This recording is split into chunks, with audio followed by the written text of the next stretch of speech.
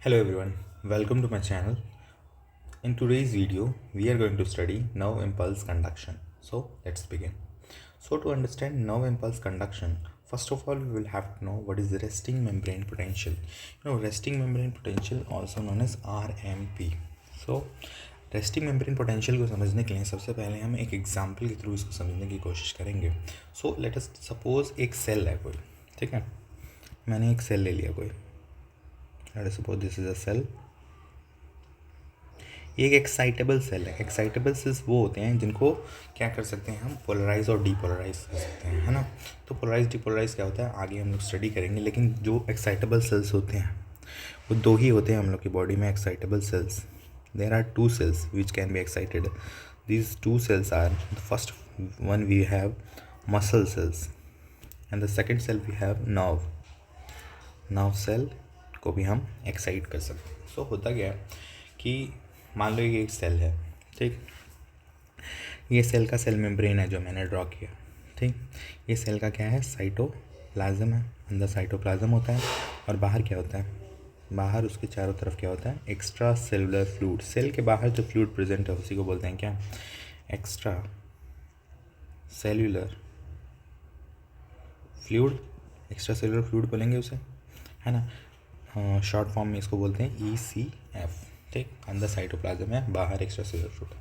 क्या इस साइटोप्लाज्म के अंदर सिर्फ फ्लूइड ही प्रेजेंट है? नहीं, इसमें आयंस भी प्रेजेंट होते हैं. तो मान लेते हैं इसमें बहुत सारे आयंस प्रेजेंट है. क्या बाहर आयंस नहीं प्रेजेंट है? बाहर भी आयंस प्रेजेंट होते हैं, बाहर भी आयंस प्रेजेंट है. लेकिन होता क्या है कि रेस्टिंग स्टेट में जब ये सेल जो है एक्साइट नहीं हो रहा होता है, कोई इम्पल्स का कंडक्शन नहीं हो रहा होता है, तो रेस्टिंग स्टेट में क्या होता है कि अंदर की तरफ नेगेटिव चार्ज होता है. क्यों? आयंस की वजह से, ठीक है. अंदर की तरफ कैसा चार्ज है, दूसरे कलर से ड्रॉ करते हैं इसको. अंदर की तरफ नेगेटिव चार्ज प्रेजेंट होता है मेम्ब्रेन के, सेल मेम्ब्रेन के अंदर की तरफ नेगेटिव चार्ज प्रेजेंट होता है और बाहर की तरफ क्या होता है, पॉजिटिव चार्ज प्रेजेंट होता है. पॉजिटिव चार्ज प्रेजेंट होता है. ये पॉजिटिव और नेगेटिव चार्ज क्यों प्रेजेंट होता है, ऐसा क्यों है? एक पोटेंशियल का ग्रेडियंट बन रहा है क्या? पोटेंशियल ग्रेडियंट क्या होता है, एक तरफ हाई वोल्टेज है, एक तरफ लो वोल्टेज है, एक तरफ पॉजिटिव एक तरफ नेगेटिव. तो क्या है, पोटेंशियल ग्रेडियंट बना है. तो कैसे बनता है ये आयंस की वजह से बनता है. इसका मतलब ये नहीं कि अंदर खाली नेगेटिव आयंस भरे हैं. नेगेटिव का मतलब ये नहीं कि अंदर नेगेटिव आयंस भरे हैं, ठीक है. इसका सिंपल मतलब ये है कि बाहर जो है पॉजिटिव आयंस ज़्यादा हैं और अंदर जो है पॉजिटिव आयंस भी हैं, नेगेटिव आयंस भी हैं. उससे मतलब नहीं है.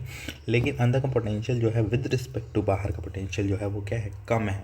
नेगेटिव यही बता रहा है बस कि अंदर का जो मेम्ब्रेन का पोटेंशियल है वो बाहर के कंपैरिजन में वो क्या है, कम है. ना कि नेगेटिव है, नेगेटिव नहीं है, कम है, ग्रेडियंट है, ठीक है. तो जैसे सेल होता है, सेल बढ़ा होगा तुमने, सेल है हमारे पास. तो सेल में क्या होता है, इसको हम एनोड बोलते हैं, पॉजिटिव चार्ज. इसको कैथोड बोलते हैं, नेगेटिव चार्ज. यहाँ पोटेंशियल ग्रेडियंट बन गया V1 से V2. यहाँ से यहाँ करंट फ्लो करता है, ऑब्वियस सी बात है, ठीक है. तो इसका मतलब ये नहीं कि यहाँ पे पॉजिटिव चार्ज यहाँ पे नेगेटिव चार्ज है. यहाँ पे चार्जेस क्या हैं, ज़्यादा, यहाँ पे चार्जेस क्या है, कम. इसकी वजह से ग्रेडियंट बढ़ा है और करंट फ्लो कर रहा है. सेम यहाँ पे भी वैसे ही है. बाहर की तरफ क्या है कि पॉजिटिव पोटेंशियल है, अंदर की तरफ नेगेटिव पोटेंशियल है. मतलब बाहर की तरफ चार्जेस जो है वो ज़्यादा हैं और अंदर की तरफ पॉजिटिव चार्जेस जो है वो क्या, कम है, ठीक. ये पॉजिटिव चार्ज बाहर की तरफ होता किसकी वजह से? This is mainly due to sodium ion की वजह से. मेनली किसकी वजह से होता है ये, सोडियम आयन की वजह से होता है. और अंदर की तरफ नेगेटिव चार्ज किसकी वजह से होता है, अंदर की तरफ ये जो नेगेटिव चार्ज बना है, ये नेगेटिव चार्ज जो होता है वो ड्यू टू पोटेशियम होता है. अंदर क्या भरा हुआ है, पोटेशियम. पोटेशियम ज़्यादा मात्रा में प्रेजेंट है, it is in more concentration. और बाहर क्या है, सोडियम ज़्यादा कॉन्सेंट्रेशन में प्रेजेंट है, ठीक. और भी कुछ चीज़ें अंदर प्रेजेंट है. क्या प्रेजेंट है, नेगेटिवली चार्ज्ड प्रोटीन्स भी प्रेजेंट हैं जो कि अंदर का माहौल क्या कर रही है, नेगेटिव बना रही है, ठीक है. ये पॉजिटिव ज़्यादा प्रेजेंट है, सोडियम ज़्यादा प्रेजेंट है. लेकिन होता क्या है कि पॉजिटिव पोटेशियम जो है वो कम नंबर में प्रेजेंट है और सोडियम जो बाहर प्रेजेंट है वो ज़्यादा नंबर में प्रेजेंट है. क्यों हो रहा है? क्योंकि यहाँ पे एक special kind of channel present है जिसको पंप बोलते हैं. बेसिकली पंप, कहीं पे भी अगर वर्ड आया तो पंप मतलब ये होता है कि एक ऐसा चैनल है जो कि ATP का यूज़ करके आयंस को पंप कर रहा है. पंप करने के लिए क्या होता है, एनर्जी की तो रिक्वायरमेंट होती है ना, तो ATP यूज़ करते हैं ये पंप. और इसको अलॉन्ग द कंसंट्रेशन ग्रेडियंट नहीं फेंकते हैं, ये किसी भी डायरेक्शन में फेंक सकते हैं, ठीक है, क्योंकि ये एनर्जी का इस्तेमाल कर रहे हैं तो कुछ भी कर सकते हैं, ठीक है। तो होता क्या है कि ये पंप, सोडियम पोटेशियम पंप जो है, sodium potassium pump, what does it do, ये बेसिकली क्या करता है कि 3 सोडियम को एक्स्ट्रा सेलुलर फ्लूइड में फेंकता है और 2 पोटेशियम को अंदर की तरफ फेंकता है, साइटोप्लाज्म की तरफ। तो क्या सोडियम बाहर ज़्यादा हो जाएंगे, क्या पोटेशियम अंदर ज़्यादा हो जाएंगे, लेकिन क्या कंपैरिजन करें अगर हम, तो क्या एक का डिफरेंस आ रहा है, हाँ, 3 सोडियम बाहर जा रहे हैं और 2 पोटेशियम अंदर आ रहे हैं, मतलब एक चार्ज बाहर की तरफ ज़्यादा है। तो इसी की वजह से क्या होता है कि बाहर का पोटेंशियल जो होता है वो क्या हो जाता है, पॉजिटिव, और अंदर का पोटेंशियल क्या होता है, नेगेटिव। सो इसी स्टेट को बोला जाता है पोलराइज्ड स्टेट। इसको क्या बोलते हैं, रेस्टिंग स्टेट या फिर polarized state of cell, polarized state of cell. So what is polarized state of cell? Sorry, polarised state of cell basically ये होता है कि रेस्टिंग स्टेट में सेल के अंदर का जो पोटेंशियल है वो नेगेटिव है और बाहर का पोटेंशियल जो है पॉजिटिव है। तो ऐसे सेल को ही हम क्या बोलेंगे, पोलराइज्ड स्टेट ऑफ सेल, ठीक है। पोलराइज्ड स्टेट मतलब अंदर नेगेटिव है मेम्ब्रेन के और बाहर पॉजिटिव है, ठीक, चार्ज। तो ये बेसिकली क्या हो गया हमारा polarised state and resting state. तो जब कोई इम्पल्स का कंडक्शन नहीं हो रहा, ठीक है, कोई स्टिमुलस नहीं आ रहा है, तो सेल जो है वो रेस्टिंग स्टेट में होता है। अंदर की तरफ चार्जेज जो होते हैं वो नेगेटिव होते हैं और बाहर की तरफ मेम्ब्रेन के जो चार्ज होता है वो क्या होता है, पॉजिटिव होता है। तो यहाँ से एक और क्वेश्चन बनता है कि एनसीईआरटी ने बोला है कि most abundant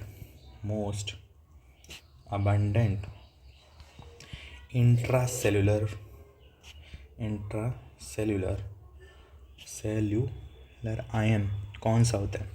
so most abundant intracellular ion मतलब सेल के अंदर ऐसा कौन सा आयन है जो सबसे ज़्यादा प्रेजेंट है, तो वो हमारा क्या है, पॉजिटिव। देखो मैंने बताया है कि अंदर नेगेटिव मेनली किसकी वजह से हो रहा है, पॉजिटिव की वजह से, पोटेशियम की वजह से हो रहा है, ठीक है। और most abundant extra cellular ion मतलब सेल के बाहर जो आयन प्रेजेंट है वो मोस्ट अबंडेंट फॉर्म मतलब सबसे ज़्यादा कौन सा प्रेजेंट है, वो हमारा क्या है, सोडियम है। सो ये 2 क्वेश्चंस बनते हैं यहाँ से, ठीक है। जितनी बातें क्लियर होगी कि रेस्टिंग स्टेट ऑफ सेल क्या होता है, जिसको हम पोलराइज्ड स्टेट भी बोलते हैं, ठीक है। तो अगर हमको समझना है, मैंने बताया कि अंदर नेगेटिव नहीं है, बाहर पॉजिटिव नहीं है, ठीक है। बेसिकली है क्या कि अंदर का पोटेंशियल बाहर के कंपैरिजन में कम है। सो लेट अस सपोज कि बाहर जो पोटेंशियल है वो क्या है, 100 मिली वोल्ट है। मान लिया मैंने इस मेम्ब्रेन के बाहर जो पोटेंशियल है वो 100 मिली वोल्ट है। तो अगर मैं कहूँ कि अंदर का पोटेंशियल जो है, रेस्टिंग मेम्ब्रेन पोटेंशियल अगर मैं कहूँ कि नहीं, तो अंदर का पोटेंशियल अभी बताते हैं, 100 मिली वोल्ट है बाहर का, ठीक है। तो अंदर इससे कम है, तो मान लिया वो कितना है, 30 मिली वोल्ट कम हो गया। तो रेस्टिंग मेम्ब्रेन पोटेंशियल है क्या, रेस्टिंग मेम्ब्रेन पोटेंशियल जो है वो बेसिकली क्या है, अंदर का पोटेंशियल कितना है, 30 millivolt with respect to बाहर का पोटेंशियल क्या है, 100 मिली वोल्ट। तो नेट रिजल्टेंट कितना है, -70 मिली वोल्ट।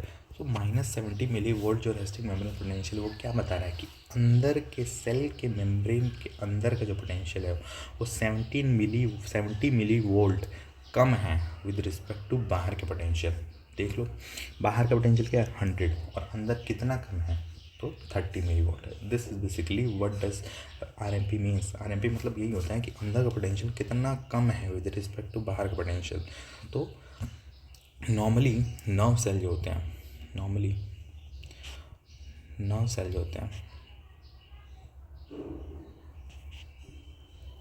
उनका आरएमपी जो होता है वो -70 मिली वोल्ट ही होता है, ठीक है। तो नर्व सेल का अगर कोई रेस्टिंग मेम्ब्रेन पोटेंशियल पूछे तो आंसर क्या होगा, -70 मिली वोल्ट। ओके, ठीक है। तो ये अंदर नेगेटिव जो बन रहा है चार्ज, अंदर मैंने बताया कि सेल के अंदर क्या है, नेगेटिव चार्ज है, पोटेंशियल कम है और बाहर की तरफ पोटेंशियल क्या है, ज़्यादा है। तो ये नेगेटिव पोटेंशियल क्या है, रीज़न इसका, what are the reasons behind it कि अंदर की तरफ जो पोटेंशियल है वो क्या हो गया है, नेगेटिव। तो कई सारे रीजंस हैं, 3 रीज़न बेसिकली हमको जानने हैं जो एनसीईआरटी में मेंशन है। The first of all reason क्या है हमारा, मैंने बताया था अभी कि सोडियम पोटेशियम पंप। हर सेल के पास क्या लगे रहते हैं, सोडियम पोटेशियम पंप। और सोडियम पोटेशियम पंप हमेशा क्या करते हैं, 3 सोडियम को बाहर फेंकते हैं और 2 पोटेशियम को अंदर फेंकते हैं सेल के। हमेशा याद रखना है, this question asks very frequently कि सोडियम पोटेशियम पंप कितने सोडियम को बाहर फेंकता है, कितने पोटेशियम को अंदर फेंकता है, सोडियम को बाहर फेंकता है कि पोटेशियम को अंदर फेंकता है। ये 2 टाइप के क्वेश्चंस बनते हैं सोडियम पोटेशियम पंप से, ठीक है। तो पहला रीज़न क्या हो गया, सोडियम पोटेशियम, जिसकी वजह से कॉन्सेंट्रेशन ग्रेडियंट बन रहा है चार्जेस का, बाहर चार्जेस ज़्यादा हो जा रहे हैं, अंदर चार्जेस कम हो जा रहे हैं, ठीक है। दूसरा क्या रीज़न है, दूसरा रीज़न हमारे पास है लीकी चैनल्स। लीकी चैनल्स क्या होते हैं, लीकी चैनल्स सेल्स के पास जो होते हैं वो लीकी चैनल्स भी प्रेजेंट होते हैं। अभी लीकी चैनल्स आएंगे, ये 2 तरह के हो सकते हैं, सोडियम लीकी चैनल, और भी तरह के हो सकते हैं, लेकिन बेसिकली हमको जानने के हैं sodium leaky channel and potassium leaky channel. Potassium leaky channel, sodium leaky channel मतलब क्या है, ये हमेशा खुले रहते हैं। लीकी चैनल्स हमेशा खुले, लीकी मतलब लीक, हमेशा लीक करते रहेंगे इससे चार्जेस। तो ये जो चैनल्स हैं वो हमेशा सेल के पास प्रेजेंट रहेंगे। तो अलग कलर से बना देते हैं, ये हमेशा क्या है सेल के पास प्रेजेंट रहेंगे। ये हमारे पास हो गया सोडियम लीकी चैनल और ये हो गया पोटेशियम लीकी चैनल, ठीक है। दोनों लीकी चैनल्स हमारे पास हो गए, ये हमेशा खुले रहते हैं। और एनसीईआरटी में एक लाइन और मेंशन है कि जो परमिएबिलिटी है, बताते हैं क्या है permeability of potassium is very very greater than sodium की परमिएबिलिटी से। मतलब सोडियम के लिए मेम्ब्रेन जो है नियरली इम्परमिएबल है और पोटेशियम के जो है हाईली परमिएबल है पोटेशियम के लिए। इसका मतलब क्या है कि सोडियम के लिए कम परमिएबल है, पोटेशियम के लिए ज़्यादा परमिएबल है। इसका मतलब सिंपल ये है कि पोटेशियम जो है, पोटेशियम का जो फ्लो है, चाहे वो अंदर हो चाहे वो बाहर हो, वो तो हमें नहीं पता, लेकिन उसका जो फ्लो है वो ज़्यादा होगा। क्यों ज़्यादा होगा, हो किसके थ्रू रहा है, ये हो रहा है बेसिकली चैनल्स के थ्रू। तो अगर मैं बोलूँ कि चैनल्स पोटेशियम के ज़्यादा हैं तो क्या उसकी परमिएबिलिटी ज़्यादा होगी, क्या फ्लो ज़्यादा होगा। अगर ज़्यादा चैनल्स होंगे तो पोटेशियम का फ्लो भी क्या होगा, ज़्यादा होगा, है ना। पोटेशियम का फ्लो भी क्या होगा, ज़्यादा होगा, ठीक है। लेकिन एक बात मैं बताना भूल गया कि लीकी चैनल्स जो होते हैं वो आयंस को अलॉन्ग द कंसंट्रेशन ग्रेडियंट फेंकते हैं। तो सोडियम कहाँ ज़्यादा है, अंदर, तो सोडियम कहाँ जाएगा, अंदर, बाहर जाता था ना सोडियम तो। और पोटेशियम कहाँ जाता था, अंदर, तो वो कहाँ जाएगा, बाहर जाएगा पोटेशियम गया बाहर और सोडियम कहाँ जाएगा, अंदर, ठीक है। तो पोटेशियम के लिए परमिएबिलिटी सेल के लिए ज़्यादा है, तो पोटेशियम ज़्यादा बाहर चले जाएंगे। और पोटेशियम ही अंदर का माहौल क्या है, थोड़ा बहुत पॉजिटिव कर रहे थे और वो भी चले गए बाहर, जिसकी वजह से और नेगेटिव हो गया अंदर का जो पोटेंशियल है और नेगेटिव हो गया। थर्ड रीजन्स क्या है, third reason that we have कि सेल के अंदर जो होते हैं कुछ नेगेटिवली चार्ज्ड प्रोटीन्स प्रेजेंट होते हैं, कुछ नेगेटिवली चार्ज प्रोटीन्स प्रेजेंट होते हैं। ये नेगेटिवली चार्ज प्रोटीन्स, ऑब्वियस सी बात है ये नेगेटिवली चार्ज है, तो सेल का माहौल कैसा करेंगे,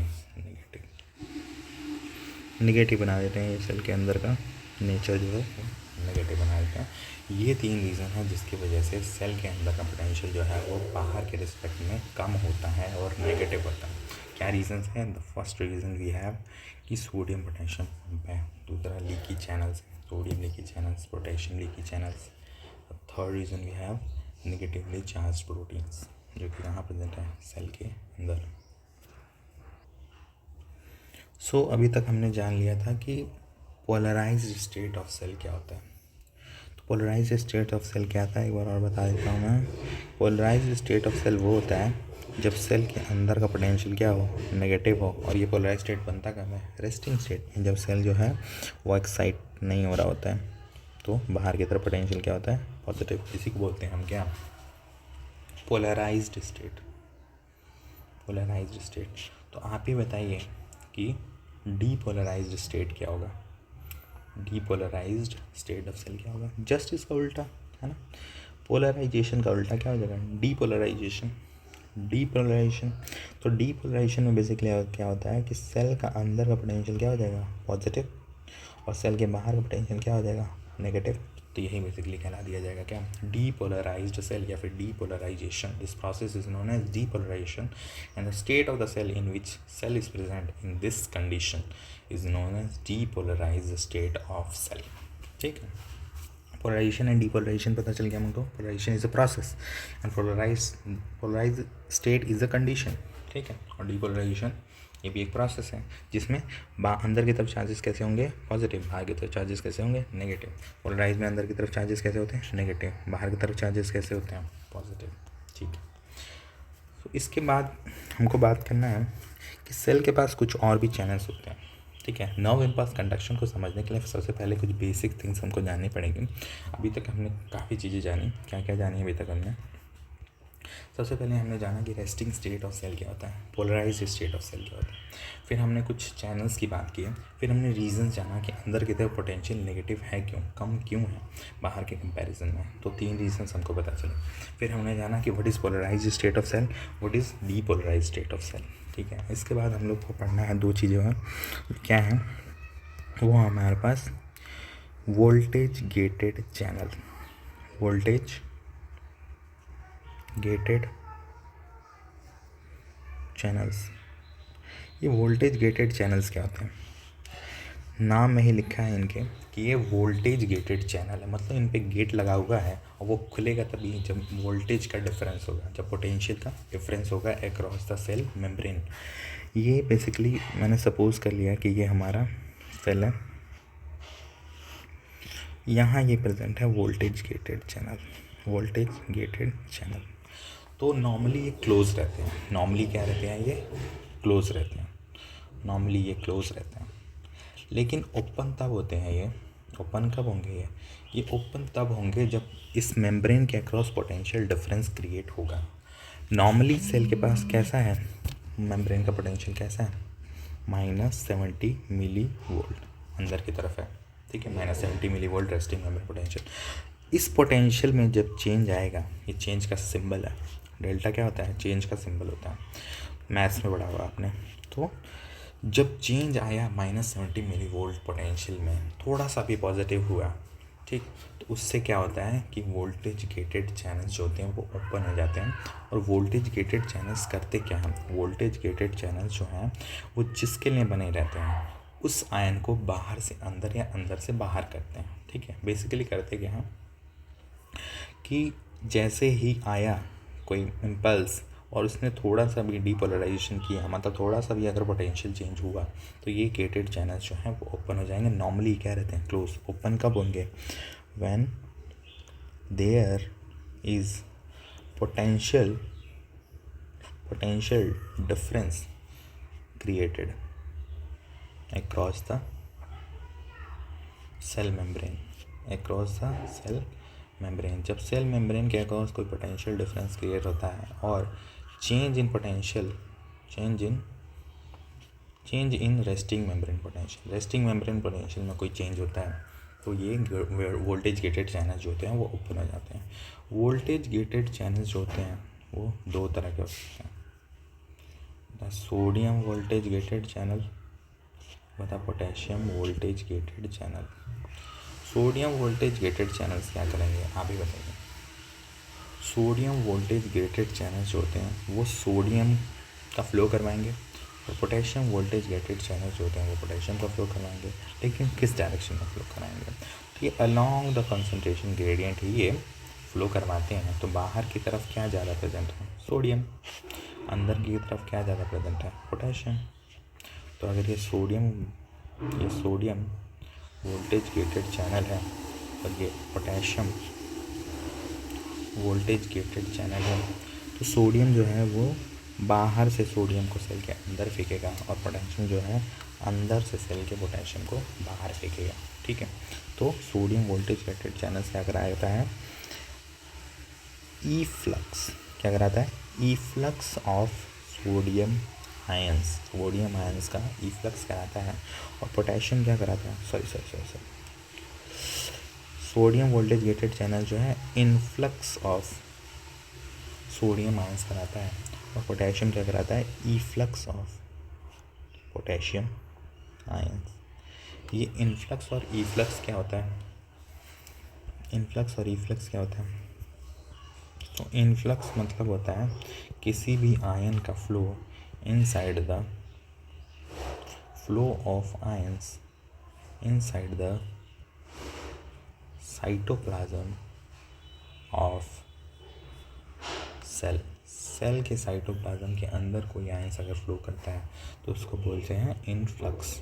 और वही आयन जो है, अगर कोई आयन फ्लो करता है outside the cytoplasm of cell और इन एक्स्ट्रा सेलुलर फ्लूइड, वहाँ क्या बदलता है? Extra cellular fluid. Extra cellular fluid में कोई आयन जाता है तो उसको बोलेंगे क्या? Efflux of the ion. और कोई अगर आयन बाहर से सेल के अंदर आ रहा है तो उसको क्या बोलते हैं? Influx of ions. ओके, सो अब हम लोग पढ़ने वाले हैं कि what is the process of conduction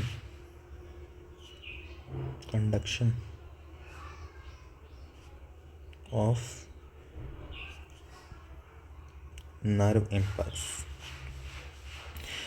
ये नर्व इम्पल्स का कंडक्शन होता क्या है? अभी तक तो फालतू बातें हमने पढ़ ली, लेकिन वो बहुत इम्पॉर्टेंट है। अगर वो हम नहीं जानेंगे तो आगे की स्टोरी हमको समझ नहीं आएगी।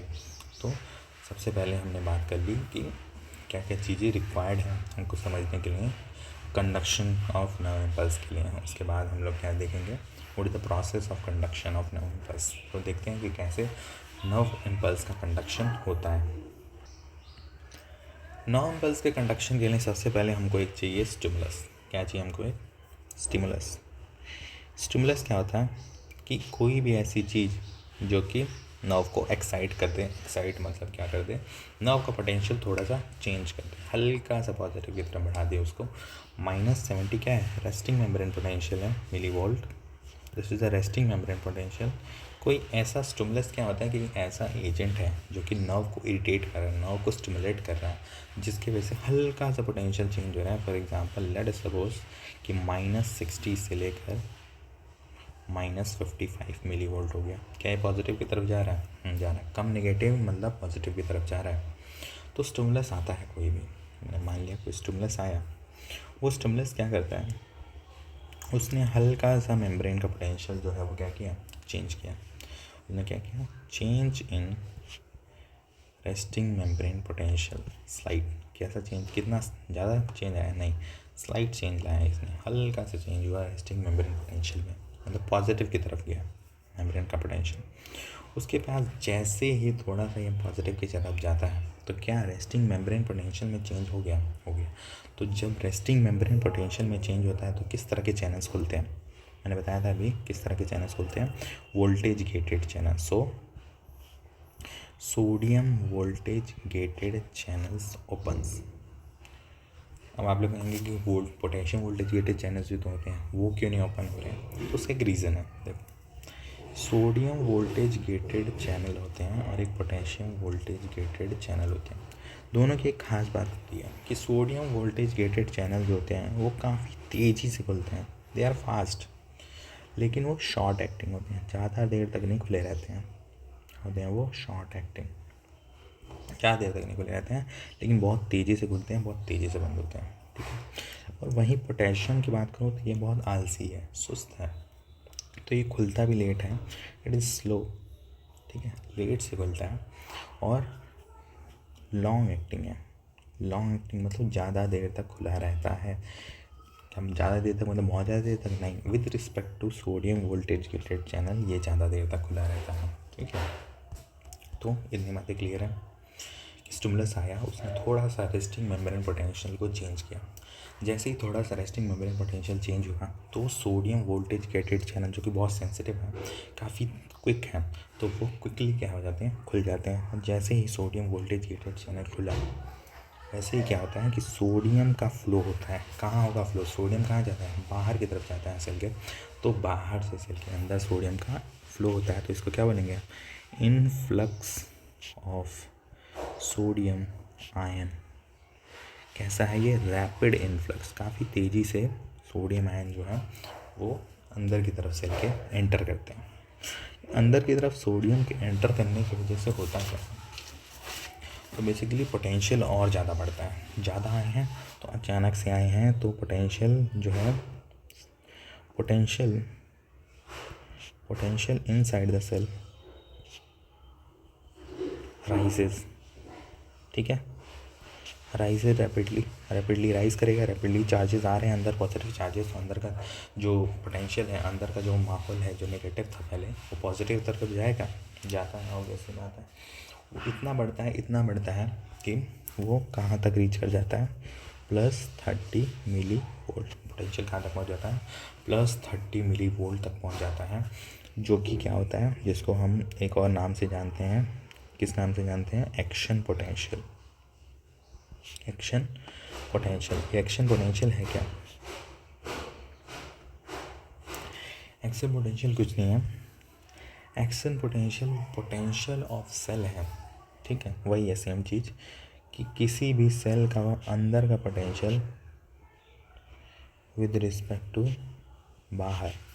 अभी सेल का अंदर का पोटेंशियल कैसा हो गया, पॉजिटिव, +30 मिली वोल्ट हो गया। तो एक्शन पोटेंशियल क्या होता है कि it is the potential of a cell when the cell has reach is maximum depolarisation. Cell का हो क्या रहा है, मैंने बताया था कि सेल अंदर नेगेटिव है, बाहर पॉजिटिव है, तो सेल किस स्टेट में है, पोलराइज स्टेट में है। लेकिन अंदर अगर पॉजिटिव हो गया, बाहर नेगेटिव हो गया, तो सेल किस स्टेट में है, डीपोलराइज स्टेट में है। तो यहाँ पे इसका क्या है, मैक्सिमम डीपोलराइजेशन हो चुका है, मैक्सिमम डीपोलराइजेशन इसका हो चुका है इस सेल का।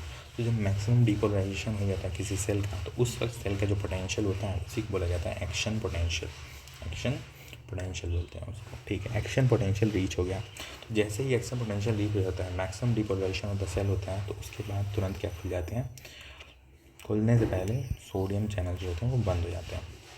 सोडियम वोल्टेज गेटेड चैनल जो होते हैं वो क्या हो जाते हैं, क्लोज हो जाते हैं।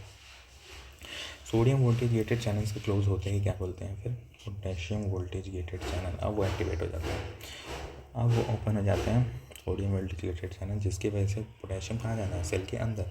तो अब पोटेशियम कहाँ चला जाएगा, सेल के बाहर। तो पोटेशियम जो है, पोटेशियम का क्या होता है, पोटेशियम का इफ्लक्स होता है, efflux of potassium takes place, है ना, पोटेशियम का इफ्लक्स होगा। पोटेशियम का इफ्लक्स होगा तो पोटेशियम बाहर की तरफ जाएगा, तो बाहर की तरफ जाएगा तो एक बात बताओ, अंदर पोटेशियम था तो वो कैसा माहौल क्रिएट करा था, एक पॉजिटिव एनवायरनमेंट दिख रहा था थोड़ा बहुत। अगर मैं पॉजिटिव चार्जेस को बाहर निकाल दूँ तो फिर दोबारा नेगेटिव की तरफ जाएगा, तो फिर दोबारा सेल का क्या हो रहा है, सेल दोबारा डीपोलराइज स्टेट से दोबारा पोलराइज स्टेट में जाने की कोशिश कर रहा है। तो इस प्रोसेस को हम बोलते हैं क्या, इसको बोलते हैं रीपोलराइजेशन। रीपोलराइजेशन क्यों करें, दोबारा पोलराइज स्टेट में सेल जाने की कोशिश कर रहा है, दोबारा नेगेटिव अंदर की तरफ होने की कोशिश कर रहा है और बाहर पॉजिटिव हो रहा है, ठीक है। तो उसको हम बोलेंगे क्या, रीपोलराइजेशन। रीपोलराइजेशन क्या हो रहा है कि, रीपोलराइजेशन क्या है बेसिकली, सबसे पहले सेल क्या होगा, सबसे पहले सेल था पोलराइज्ड स्टेट से सेल किस में गया, डीपोलराइज्ड स्टेट में गया। डीपोलराइजेशन के बाद फिर सेल कहाँ जा रहा है, फिर दोबारा सेल जो है पोलराइज स्टेट में जाने की कोशिश कर रहा है, तो इसी प्रोसेस को हम क्या बोलते हैं, रीपोलराइजेशन। डीपोलराइजेशन से दोबारा पोलराइज स्टेट में जाने की जब सेल कोशिश करता है, तो इसी स्टेट को या इसी प्रोसेस को हम बोलते हैं क्या, रीपोलराइजेशन, ठीक है। तो रीपोलराइजेशन हो रहा है सेल का, ठीक है। रीपोलराइजेशन होने की वजह से क्या होगा कि पोटेंशियल फिर दोबारा जो है वो ड्रॉप कर जाएगा और सेल जो दोबारा जो है वो किस स्टेट में आ जाएगा, पोलराइज स्टेट में आ जाएगा। पोलराइज स्टेट मतलब अंदर नेगेटिव बाहर पॉजिटिव, अंदर नेगेटिव का माहौल और बाहर पॉजिटिव का माहौल, पोलराइज स्टेट में दोबारा सेल आ गया है। लेकिन सेल को एक्साइट करते करते, ठीक है, एक गलती हो गई, ठीक है, पोलराइजेशन से डीपोलराइजेशन, डीपोलराइजेशन रीपोलराइजेशन करने में एक गलती हो गई है। हुआ क्या है देखो, पहले सेल के पास क्या था, अंदर ज़्यादा पोटेशियम, और किससे बात, पोटेशियम ज़्यादा था, और बाहर क्या ज़्यादा था, सोडियम ज़्यादा था बाहर। लेकिन अब एक बात बताओ, सोडियम पोटेशियम पंप चला था ड्यूरिंग डीपोलराइजेशन, सोडियम कहाँ आ गए थे अंदर, सोडियम कहाँ आ गए थे सेल के अंदर, तो अंदर क्या आ गया है ज़्यादा, सोडियम। और फिर उसके बाद मैंने बोला कि during repolarisation potassium channel open हो गए थे, वोल्टेज गेटेड चैनल, जिसकी वजह से पोटेशियम जो है सेल के बाहर चला गया था। पोटेशियम सेल के बाहर चला गया था मतलब पोटेशियम क्या है, बाहर, ये हमारा है दोबारा पोलराइज जो हुआ है स्टेट वो है, और ये पहले जो पोलराइज जो था वो है। तो क्या चार्जेस का इम्बैलेंस हुआ है, अंदर नेगेटिव यहाँ पे भी था, अंदर नेगेटिव यहाँ पे भी था, और बाहर पॉजिटिव यहाँ पे भी था। यहाँ पे भी अंदर नेगेटिव है और बाहर पॉजिटिव है, लेकिन चार्जेस का क्या हो गया है, डिफरेंस हो गया है, एक इम्बैलेंस क्रिएट हो गया है between sodium and potassium ions. इस सोडियम एंड पोटेशियम आयंस का जो इम्बैलेंस हुआ है, सोडियम एंड पोटेशियम आयन जो है वो इम्बैलेंस हो गया। तो ये इम्बैलेंस जो है इसको बैलेंस करने के लिए क्या होता है, इसको बैलेंस कौन करेगा, अभी बताइए इसको बैलेंस कौन करेगा। तो इसको बैलेंस सिर्फ एक ही आदमी कर सकता है, उसका नाम क्या है, sodium potassium pump. Sodium potassium pump का काम क्या था, फिर दोबारा याद दिला देता हूँ क्या काम था सोडियम पोटेशियम पंप का काम। सोडियम पोटेशियम पंप का काम बेसिकली ये था कि ये 3 सोडियम को बाहर फेंकता है और 2 पोटेशियम को अंदर लाता है। तो अभी सेल के अंदर क्या है माहौल, सेल के अंदर माहौल है सोडियम अंदर ज़्यादा है, तो क्या सोडियम को बाहर फेंकने की ज़रूरत है, यस। तो क्या सोडियम पोटेशियम पंप ये काम कर रहा है। पोटेशियम बाहर ज़्यादा है सेल के और अंदर कम है, तो उस पोटेशियम को अंदर लाने की ज़रूरत है। तो क्या ये नीड जो है फुलफ़िल कर रहा है सोडियम पोटेशियम का, ऑफ कोर्स। ये 2 पोटेशियम को अंदर की तरफ फेंक रहा है कि नहीं, तो अंदर पोटेशियम ज़्यादा हो जाएगा, बाहर कम हो जाएगा। सो ड्यूरिंग दोबारा जो पोलराइज स्टेट आया डिपोलराइजेशन से, तो ये आयन का इम्बैलेंस क्रिएट हुआ है, उस इम्बैलेंस को दोबारा बैलेंस करने के लिए sodium potassium pump plays a very vital role, very important role. Okay, और सेल जो है फिर दोबारा अपने पोलराइज स्टेट में आ जाता है, जैसे पहले था वैसे हो जाएगा। अंदर क्या था पहले कंडीशन यही था कि अंदर की तरफ क्या था, नेगेटिव चार्ज, और बाहर की तरफ क्या था, पॉजिटिव चार्ज। अंदर की तरफ क्या ज़्यादा थे, पोटेशियम आयन, और बाहर की तरफ क्या ज़्यादा थे, सोडियम आयन। क्या पहले जैसा कंडीशन क्रिएट हुआ है, यस। तो फिर दोबारा सेल जो है अपने पोलराइज स्टेट में आ गया, और ये फिर दोबारा जो है रेडी है कि दूसरा कोई स्टिमुलस आए, फिर दोबारा ये एक्साइट हो सके, ठीक है। अगर दूसरा स्टिमुलस इस वक्त आता है तो ये फिर दोबारा एक्साइट होगा, फिर दोबारा वही सारी प्रोसेस होगी। क्या क्या प्रोसेस हुई थी एक बार रिकैप कर लेते हैं। सबसे पहले सेल किसी स्टेट में था पोलराइज, अंदर पॉजिटिव बाहर नेगेटिव था। पोलराइज स्टेट अंदर पॉजिटिव, अंदर नेगेटिव, बाहर पॉजिटिव था। उसके बाद सेल का क्या हुआ, डीपोलराइजेशन में क्या हुआ, अंदर की तरफ पॉजिटिव, बाहर की तरफ नेगेटिव हुआ। फिर उस सेल का दोबारा क्या हुआ, रीपोलराइजेशन, और फिर दोबारा सेल किस स्टेट में आ गया, डीपोलराइज स्टेट में। फिर दोबारा सेल किस स्टेट में आ गया, पोलराइज स्टेट में आ गया। ओके, ठीक है। तो अब हम इन सारे प्रोसेस जो हमने पढ़ा, प्रोसेस ऑफ वो इम्पल्स कंडक्शन, इसको एक ग्राफ के फॉर्म में स्टडी करते हैं, ग्राफ के फॉर्म में इसको प्लॉट करते हैं और देखते हैं क्या क्या चेंजेस हमको देखने के लिए मिले हैं, ठीक है। तो नए पेज देखते हैं इसे। तो देखिए बेसिकली हो क्या रहा है, ये मान लिया मैंने वाई एक्सिस है, ये मान लिया मैंने कि ये एक्स एक्सिस है हमारा, ठीक है। यहाँ पे हम वोल्टेज प्लॉट करते हैं और यहाँ पे हम लोग प्लॉट करेंगे तो चेंजेस क्या आ रहे हैं। एक्स एक्सिस पे हम क्या करेंगे बेसिकली कि चेंजेस क्या आ रहे हैं देखने के लिए, क्या time, basically time voltage Y axis के अलॉन्ग हम लोग देखते हैं और एक्स एक्सिस के अलॉन्ग टाइम देखते हैं कितना टाइम लग रहा है, ठीक है। तो सबसे पहले बात करते हैं, ये मान लेते हैं हम 0 मिली वोल्ट है, ठीक। ये मान लेते हैं -70 मिली वोल्ट है, ये मान लेते हैं -90 मिली वोल्ट है, ये मान लेते हैं -55 से लेकर -60 मिली वोल्ट है, ठीक है। और ये ऊपर मान लेते हैं 30 मिली वोल्ट है ये, ठीक है। तो सबसे पहले सेल किस स्टेट में था, सेल था रेस्टिंग स्टेट में, जब उसका पोटेंशियल क्या था -70 मिली वोल्ट। फिर उसके बाद यहाँ पे जो है स्टिमुलस हमने लाया, स्टिमुलस से गया है तो हल्का सा उसने क्या किया, पोटेंशियल बढ़ा दिया। पोटेंशियल बढ़ाते कहाँ चला गया, वो चला गया -55 से 60 मिली वोल्ट। इसको बोलते हैं हम थ्रेशोल्ड पोटेंशियल। क्या बोलते हैं इसे, थ्रेशोल्ड पोटेंशियल, इसको थ्रेशोल्ड पोटेंशियल बोलते हैं। थ्रेशोल्ड पोटेंशियल वो मिनिमम पोटेंशियल है जो कि रिक्वायर्ड होता है सेल को कि वो सोडियम वोल्टेज गेटेड चैनल और पोटेशियम वोल्टेज गेटेड चैनल को खोल सके। ठीक है, बेसिकली सबसे पहले क्या खुल रहा है, सोडियम वोल्टेज गेटेड चैनल। तो उसको खोलने के लिए एक minimum amount of positive potential चाहिए -70 मिली वोल्ट से ज़्यादा। ठीक है, पॉजिटिव, जो कि क्या करें, सोडियम वोल्टेज गेटेड चैनल को ओपन कर सके। तो वही पोटेंशियल क्या कहलाता है, थ्रेशोल्ड पोटेंशियल। ठीक है, तो थ्रेशोल्ड पोटेंशियल जैसे ही रीच हुआ वैसे ही कौन से चैनल खुलते हैं, सोडियम वोल्टेज गेटेड चैनल। पहले तो वही खुलते हैं ना, सोडियम वोल्टेज गेटेड चैनल हुए तो अचानक से ज़्यादा सोडियम आयन का क्या हुआ, इनफ्लो। तो पोटेंशियल क्या है, बढ़ता गया, वो कहाँ तक गया, +30 मिली वोल्ट तक रीच कर गया। अब इसके आगे नहीं बढ़ पाया वो, इसके आगे पोटेंशियल नहीं बढ़ पाया। तो इस वक्त सेल जो है वह मैक्सिमम डीपोलराइज्ड स्टेट में है, और उसी को हम बोलते हैं क्या, एक्शन पोटेंशियल। तो 30 मिली वोल्ट को हम क्या बोलते हैं, एक्शन पोटेंशियल। एक्शन पोटेंशियल हमारा क्या हो गया, जनरेट हो गया।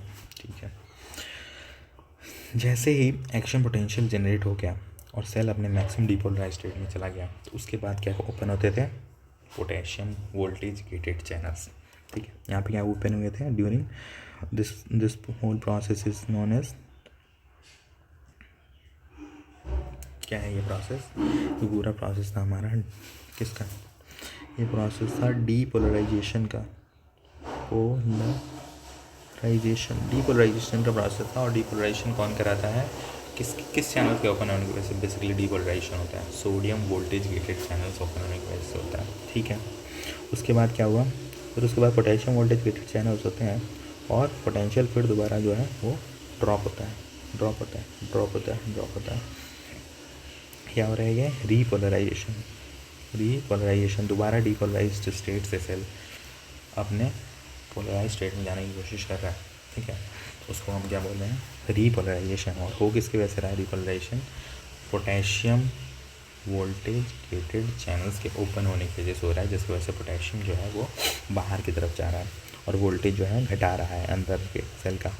ठीक है, लेकिन ये घटते -70 तक तो जाता है, लेकिन कभी कभी क्या होता है कि ज़्यादा देर तक खुला रह जाता है, और ज़्यादा देर तक खुला रह जाने की वजह से इसका पोटेंशियल और डिक्रीज़ कर जाता है, और ये -90 मिली वोल्ट तक पहुंच जाता है। -90 मिली वोल्ट तक पहुंच गया, -90 मिली वोल्ट तक पहुंच गया। फिर दोबारा इसको कहाँ तक आना है, पोलराइज स्टेट में आना है, तभी तो दोबारा एक्साइट हो पाएगा। तो इसको दोबारा पोलराइज स्टेट में लाने की कोशिश कौन करता है, sodium potassium voltage gated channel. वही तो फेंकेगा पोटेशियम को बाहर, जो कि ज़्यादा आ गया है। वही तो क्या करेगा, पोटेशियम को अंदर की तरफ लाएगा, जो कि ज़्यादा चला गया वहाँ। ठीक है, तो फिर दोबारा सेल जो है अपने रेस्टिंग मेम्ब्रेन पोटेंशियल को रीच कर जाता है, और दोबारा सेल पोलराइज स्टेट में आ जाता है, और दोबारा कोई इम्पल्स आएगा तो वो फिर दोबारा एक्साइट हो सकता है। सो यही बेसिकली पूरी कहानी थी नर्व इम्पल्स कंडक्शन की। नर्व इम्पल्स का कंडक्शन होता कैसे है, तो एक बार हम पूरे चैप्टर्स का एक समरी और we can say important points जो है वो देख लेते हैं, क्या क्या चीज़ें इंपॉर्टेंट थी चैप्टर्स में जो अभी तक हमने पढ़ा है। सो हमने बेसिकली सबसे पहले क्या पढ़ा था कि मेन पॉइंट्स ये हैं कि सोडियम वोल्टेज गेटेड चैनल की वजह से क्या हो रहा है, डीपोलराइजेशन। क्या हो रहा है, डीपोलराइजेशन। और पोटेशियम वोल्टेज गेटेड चैनल्स की वजह से क्या हो रहा है, मेनली इसी की वजह से हो रहा है रीपोलराइजेशन। क्या हो रहा है, रीपोलराइजेशन हो रहा है। ठीक है, दूसरी बात क्या है कि resting membrane potential. Resting membrane potential जो है वो किसकी वजह से है, 3 फैक्टर हैं जो कि अफेक्ट कर रहे हैं रेस्टिंग मेम्ब्रेन पोटेंशियल को बनाए रखने के लिए। वो क्या क्या थी, 3 चीज़ें थी।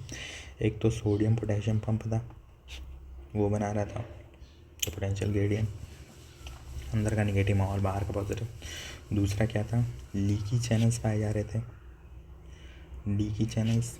और तीसरा क्या था कि अंदर कैसे प्रोटीन्स प्रेजेंट है, नेगेटिवली चार्ज्ड प्रोटीन्स पाए जा रहे थे, जो कि अंदर का माहौल क्या कर रहे थे, नेगेटिव कर रहे थे, और बाहर का माहौल क्या कर रहे थे, पॉजिटिव कर रहे थे। और तीसरी चीज़ क्या इंपॉर्टेंट है कि sodium potassium pump. Sodium potassium pump के बारे में क्या इंपॉर्टेंट है कि ये 3 सोडियम को बाहर फेंकता है। 3 सोडियम का क्या कराता है, इफ्लक्स कराता है, और 2 पोटेशियम को क्या कराता है, अंदर फेंकता है, तो इनफ्लक्स कराता है। ठीक है। नर्व का जो चौथा पॉइंट है कि नर्व का जो रेस्टिंग मेम्ब्रेन पोटेंशियल होता है वो कितना होता है, -30 मिली वोल्ट। और इसी के लिए नर्व के लिए जो एक्शन पोटेंशियल होता है, एक्शन पोटेंशियल AP के नाम से भी जाना जाता है, वो होता है +30 millivolt, +30 millivolt. Okay, ये पूरा होल स्टोरी था, होल समरी था पूरे जो भी अभी तक हम लोग ने पढ़ा उसका। अब कुछ क्वेश्चंस कर लेते हैं। क्वेश्चंस, ये हमारे पास क्वेश्चंस हैं। सो पहला क्वेश्चन है, what is resting membrane potential of a neuron.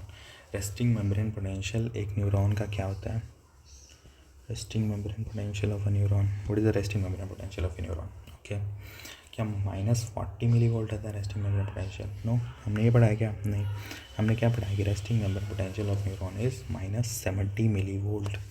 और ड्यूरिंग रिपोलराइजेशन कहाँ तक पहुँच सकता है ये, -90 मिली वोल्ट। तो आंसर नहीं है।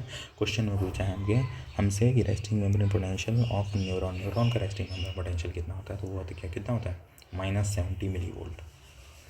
अगला क्वेश्चन है, what which of the following ions is primarily responsible for depolarisation during an action potential. तो आप ही बताइए कि ड्यूरिंग डीपोलराइजेशन कौन सा चैनल जो होता है वो पाया जाता है जो कि एक्शन में आता है, जिसकी वजह से क्या होता है, डीपोलराइजेशन होता है। कौन से थे, sodium voltage gated channel. Fast थे ना, शॉर्ट एक्टिंग थे और फास्ट थे, क्विकली खुलते हैं, सबसे पहले वही खुलते हैं।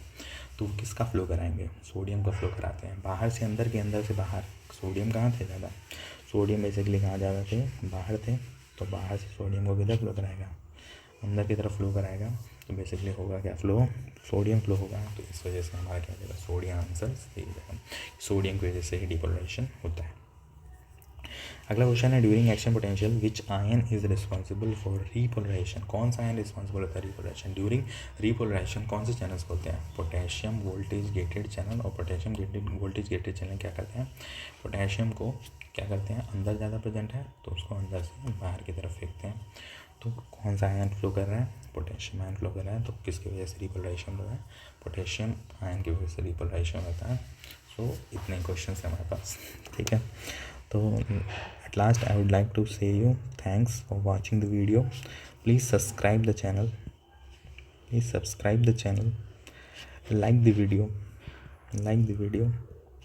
और कोई भी आपकी क्वेरी हो उसे आप कमेंट सेक्शन में ज़रूर बताएं। कोई इम्प्रूवमेंट हो वो भी आप बता सकते हैं, और जैसे आपको अच्छा लगता है या बेकार लगता है जो भी है वो आप अपने कमेंट सेक्शन में लिख सकते हैं। ठीक है, so at last I would like to say once again thank you so much.